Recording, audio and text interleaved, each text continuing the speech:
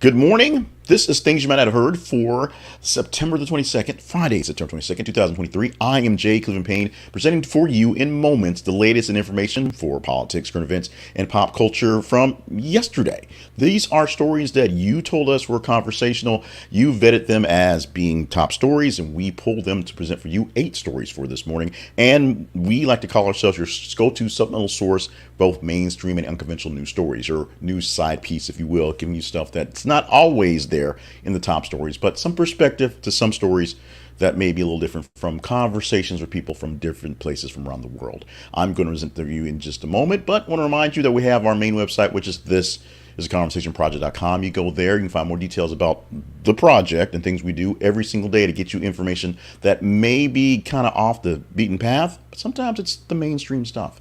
We are going to talk about 8 stories, as we say. We have Sophie Turner and Joe Jonas together as their divorce. It's getting a little ugly, plus 7 other stories that are pretty big today. So make sure you stick around for this one. Plus, learn more about what we do by going to the feeds. So we'll explain the feeds. And at the end of the main stuff, we have what we call the second show, the fun stuff, if you will. Stick around for that. It'll take us about 12, 13 minutes, but it'll be worth it. Trust me, guaranteed. Now, let's get into those headlines. We have 8 stories for today, vetted by you and curated by me for this conversational project. As I say, today is Friday, September 22nd, 2023. First story headline reads like this: Rupert Murdoch stepping down as chairman of Fox and News Corp. Now, this was breaking news popping up as we were building yesterday's show, and it's a big deal, so it's obviously had a lot of attention coming forward. We'll tell you about the top stories, if you will. These stories aren't necessarily in order. This one was a big story for the week and for the day yesterday, as the ripple effects of this will be going for a while. Now, if you watch the show Succession, you hear it as loosely based off of the Murdoch family and how they're going to essentially ascend from the actual passing of the monarch, if you will. In that show, the monarch passed and there was a small squibble. Here, Lachlan Murdoch will take control of all of News Corp for right now, but apparently there is something in the will that when the Rupert finally passes, all 4 surviving members of his family, all 4 of his children, actually have equal rights in voting, including the one that doesn't want to actually play nice with them. This is going to be a big deal, as Rupert Murdoch no longer pressing the buttons, playing emeritorious, just sort of telling people to press buttons, I guess. But we'll see how Lachlan runs this thing for the next couple of years, and what happens when Murdoch, that being Rupert, finally passes. Our actual top story of the morning for this morning, or for yesterday, the headline reads: Chicago Bears defensive coordinator Alan Williams resigns, citing need to address health. Alan Williams has resigned effective immediately because he needs to deal with his family and his mental health. He's having some issues. As of Wednesday afternoon, he was done. Yes, this is floating around for that many days in our atmosphere, but we're finally getting this one, and this is a big deal. This is a really big, important story. Now, the Bears, if you're a football fan, have a lot of problems, and Alan Williams not being there may be one of them, but the big issue they have is they need safety and security and the well-being of all members of the team, including coaches. So Alan Williams is now out as defensive coordinator. His next stop, who knows what's going to happen, but we're hoping that he gets the care that he needs and can get down to a level of stress where he can manage things. And the second highest rating story from yesterday is on Sophie Turner, and she actually is suing her soon-to-be ex-husband Joe Jonas to return the 2 children to England. Of course, he won't turn over their passports, so they can't travel. Sophie Turner is not from America, so she wants to take her children to England, her permanent home.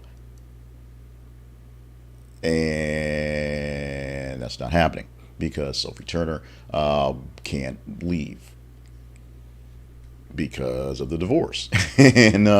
and because the kids have dual citizenship, they have to have the passports to go back and forth. So right now, as they are in the United States, the Jonas family in the U.S., and that's where everyone was working and filming things, Turner's going back to England because she's done working. She'll travel back and forth, but it's no big deal. But she can't take her kids home with her to England because Joe Jonas is essentially not giving up the passports. As we see a lot of celebrity breakups, a lot of celebrity divorces this year. This is the year of those things, I guess. After COVID and after all the lovey-dovey stuff of being together, a lot of stress is apparently coming through in a lot of families, and this is going to be an ugly divorce. This is going to be another ugly divorce. We just finished wrapping up the big one with Kevin Costner that they're saying they're all good on. And so now that one's done, I guess It's going to be Joe and Sophie who is going to take all of our attention going forward. This is a disturbing story. The next one. Boston College indefinitely suspends swimming and diving program due to hazing. We pulled this from CBS Sports, and the Boston College men and women swimming and diving team, as stated, indefinite suspension after hazing determined to have occurred during the programs. Several examples of hazing: alcohol use, personal servitude, sleep deprivation, restrictions on personal hygiene, yelling, swearing, and insulting new members or rookies. And of course, the really big one that you have to look out for, which should be obvious, are brandings. Brandings are literally physically branding something on a person. That's a physical assault, and it should be the most easiest thing to do and the dumbest thing to know not to do, but apparently they do that at Boston College. We'll see how this plays out, because I'm pretty sure this will go to some sort of court, if not for the teams themselves, many of the people who were hazed in the process. Hazing still exists. Hazing still exists, apparently on a very bad level. This is just one clue that it's never going away. Stanford has some money going away. That money coming from FTC. As it says, it will return all gifts from the bankrupt crypto exchange. This happening a few days ago. Sam Bankman-Fried, that guy who put up a lot of money for a lot of places, trying to, made imaginary invisible money and put it up in a lot of places to get the influence that I think he thought he needed to make things work, until this house of cards literally fell down around him. What's happening at Stanford, one of those places he tried to, influence with money, which usually works, is turning it back. The FTC actually went bankrupt and has no money in a sense, but just the look of having that come from its donor base is bad enough that they are going to backtrack and give the money back. Very often, or very seldom, do you see money given back in these cases, but here's a case on the principle of it all where it needs to go back. The autopsy report for Euphoria star Angus Cloud is in. He accidentally overdosed on meth, cocaine, and fentanyl, says the coroner. All those things found in the system at his death during his autopsy, which calls for essentially a very probably painful and sad existence, and painful and sad end to his life. Many people still putting outpourings of love to the family, and family being the actors in Euphoria who worked with him, plus his actual family who had to sort of go through this as the sudden death occurred. But we now know the actual cause of the July death: accidental overdose, many substances, including cocaine and fentanyl. A very sad story indeed. This is a story we don't have much on, because the robot editor really couldn't pull very much, but it's basically as this line goes. 2 people shot and killed inside Georgia Walmart in apparent murder-suicide. Police say a man and a woman were shot at the Walmart in Hiram, Georgia, about 20 miles northeast of Atlanta. Both died from their injuries in the ambulance on the way to the hospital, according to Fox 5 Atlanta. They believe it was intentional as a murder-suicide. Click the link to get a few more details from this story, or search for it online and get more things on this one. This was one of the dangling stories, if you will, that was there to fill the top 8 for today. And this is one that's an interesting one that may bring you, some conversation when we bring this one up. But it's an interesting story on its own. More details to come as this one plays itself out. And finally, for this morning, Microsoft may exit gaming business if Game Pass subscribers off console don't increase enough by 2027. That's 4 years from now, so there's a big sort of timeline to get this thing, but Microsoft may be pulling out. Phil Spector made some remarkable statements about the potential future of the Xbox and Microsoft's and Activision, all the things they're doing, all the big things you're doing, all the big strides they're making into gaming, but saying if they don't actually make a big deal within the next 4 years, it might be time to exit. 4 years is a long time to think something over, and a lot of things can change, including the Xbox and the way people are signing up for the Game Pass specifically. That's sort of the benchmark, is people on Game Pass, not so much buying the games. We'll see whether they can meet that deadline. And our apologies, errors, and omissions today. The omitted stories, 2 stories of WWE, and because there were 2 of them that are together but not the same. We pull them out for the omissions to give them a little bit of love here, not as much as I'd like to. But number one story, which is slightly lower rated based on you guys, is that WWE SmackDown is headed to USA Network, coming off of network television again. It's bounced around a few times. It's been a long time on Sci-Fi Channel because it's owned by the same Universal Network as a way to go there.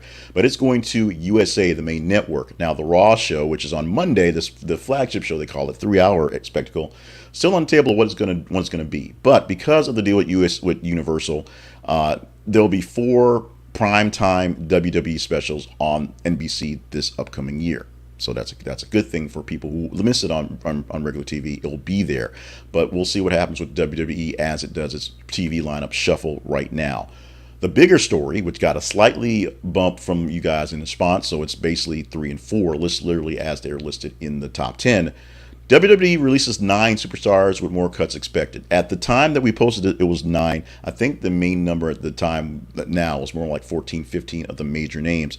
Go to the list and see as they've updated who's been dropped. Some of the bigger names happen to be Dolph Ziggler, who was a big-time champ and won a stalwart, right now doing not much on TV. Mustafa Ali, who's actually in a storyline that was supposed to play out at the next pay-per-view for the NXT games. He is out immediately, so they'll have to change that storyline. And Elias, who had a chance to very humbly write a note saying how he, had a chance to be a great wrestler, have a great time, and literally play his younger brother on TV. The big list of folks who were released, including late in the evening, heard about the Maximum Male Models team, those guys who didn't get a lot of TV time lately, but were funny and good behind-the-scenes guys going forward. We will see what's going on. And look for, if you're into this stuff, look for Matt Cordona's post on Twitter about the releases and what he says about this not being the end, because what this shows is a door closing and other doors opening soon for many of these people. It's time for a teaser story for the weekend, because the next time we'll do things you might have heard will be Monday morning, 5:50 a.m. And this is a story we could chat up if you deem it conversational. You deem this one worthy for the big show. And how does that work? You go to our feeds on Facebook and X, or Twitter, if you want to still call it that, because I still do.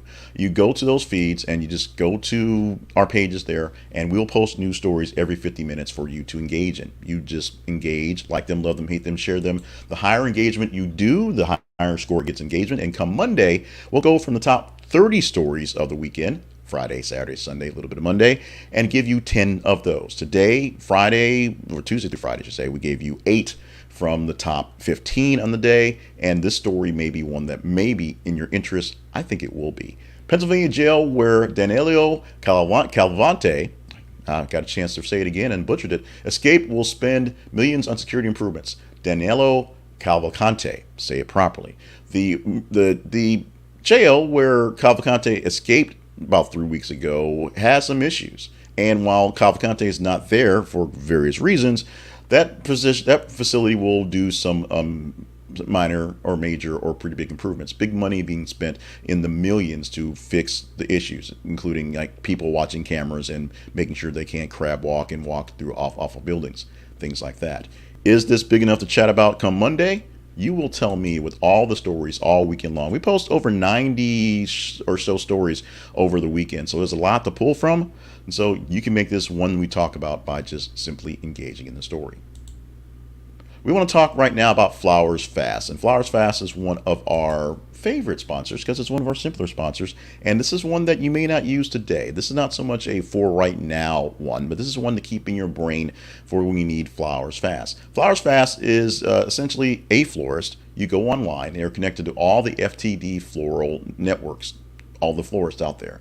So if you go there early enough in the morning, and sometimes fairly late-ish in the morning, you can send a message to Flowers Fast, and they will contact the latest florists wherever they are, and you can get flowers to them same day. Or if it's not that early enough, it will be fairly early the next day. Flowers Fast promises you Flowers Fast, as they have the great deals and great works with those other florists, and they can make sure that those orders get in first and fast. So whenever you're in a pinch, you need something immediately, or whenever you know something's coming, the best way to do it and you want to schedule it properly, check out Flowers Fast for the greatest deals in price and greatest deals in getting it there on time. Go to this. It's theconversationproject.com/flowersfast. This is theconversationproject.com/flowersfast, and you can get your flowers there fast. This is an affiliate link, so as you buy from or order from Flowers Fast, we get commissions off this.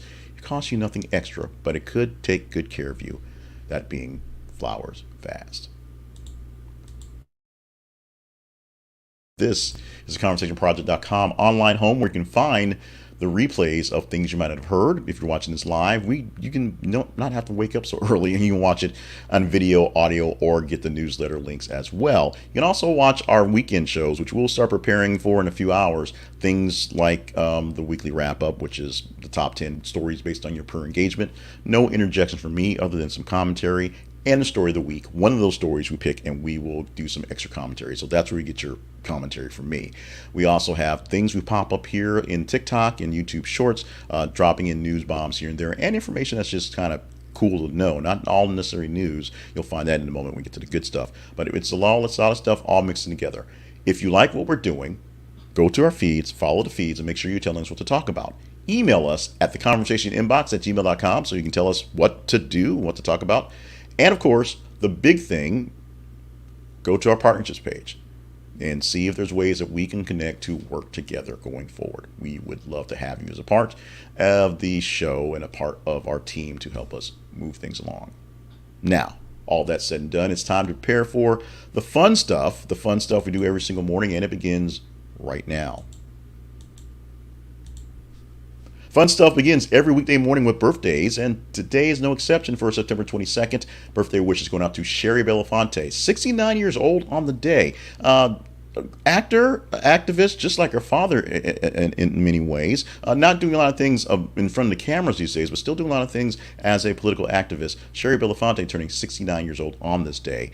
Scott Baio is 63 years old today. Actor and activist, if you will, as well. Doing less things in front of the camera, of course, but still being vocal, still doing commentary. Love him or hate him. The man who essentially got famous for being Chachi and then Charles in Charge, and then a couple of minor-ish movies. Didn't have a great movie career, if you will, but came back with some of the surreal life and sort of the reality genre stuff, and of course as a political commentator for commentary that is conservative.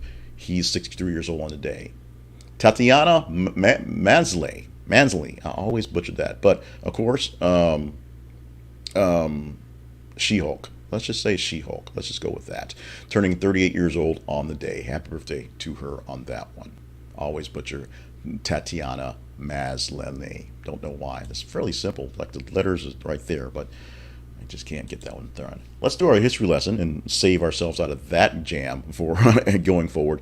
For the 22nd of September, we can start off in 1951, where the first live sporting event seen coast to coast in the United States happened. College football, oddly enough, Duke at the University of Pittsburgh, televised on NBC. My notes don't have the score on that one, but I'm sure it was a good game. A grand game for all to see as new technology. 1994, a few years past that, the first airing of the sitcom Friends debuted on NBC. Now, there's some controversy on Friends. Friends as a sitcom in 2023, as the kiddios say right now, since it's 30 years since it premiered, didn't age very well. But, it still has a lot of genre stuff that people of our ilk who grew up on it love. And oh, by the way, sticking with this TV theme, in 2004, the Federal Communications Commission voted to fine CBS a record $550,000 for indecency related to the Super Bowl in which Janet Jackson's breast was exposed. Now, this turned out to be a whole big kerfuffle. There should have been less of it. And yes, it's pretty much all Justin Timberlake's fault. But it turned into Nipplegate, and we have that to go for. Nowadays, a nipple on TV probably wouldn't be so bad, but at least from the complaint parts. But we're complaining about the actual music in the halftime shows for Super Bowl, not so much the whole breasty thing. So that is that as well. On this day, this 22nd of September, we are celebrating White Chocolate Day. What is White Chocolate Day? Well, there's milk chocolate, there's dark chocolate, and there's white chocolate. What most people think of is as it's something different. Actually, during the process of making chocolate, there's a point where two things can happen. The dark chocolate comes out in traditional chocolate, or you can get the white angelic path of white chocolate. It's basically you make that choice to make it darker or lighter, and bam, it becomes what it is. White chocolate is a perfect mix of treats of what you're looking for, something a bit delicious on the light side of culinary decadence. Or celebrate Jason Williams, the American basketball player known as White Chocolate. Your mileage may vary on that one. And finally, one more thing you might not have heard. In a survey, more than 90% of employers who allow dogs in the workplace noticed a positive change in the working environment. 1 in 2 found that there was a decrease in absenteeism. 67% said it improved staff morale, and 56% discovered that work relations improved. If you're looking for improved work situations, better workplace environment, if you will, apparently, people that bring their dogs to work have that in spades. And that's it. We're done for the week. This has been the Friday, September 22nd, 2023 edition of Things You Might Have Heard. I am Jay Clifton Payne. Follow us on our feeds to tell us what to talk about all weekend long, especially for Monday's things you might not have heard. And make sure you email us to let us know what to do, and follow us. Go to the partnership page and tell us, how to partner up. Make sure you're staying limber and hydrated and on task, because of all the grand things you are here to perform, to do, to be with, to just be around here in this world. And we need you here. Thank you, thank you, thank you, thank you, thank you, thank you. Love you, love you, love you. As we said, weekend shows include the weekly wrap-up, which is the top 10 stories per you guys directly, the story of the week, and we'll prepare for more things you might have heard come Monday. So we'll see you here again come Monday.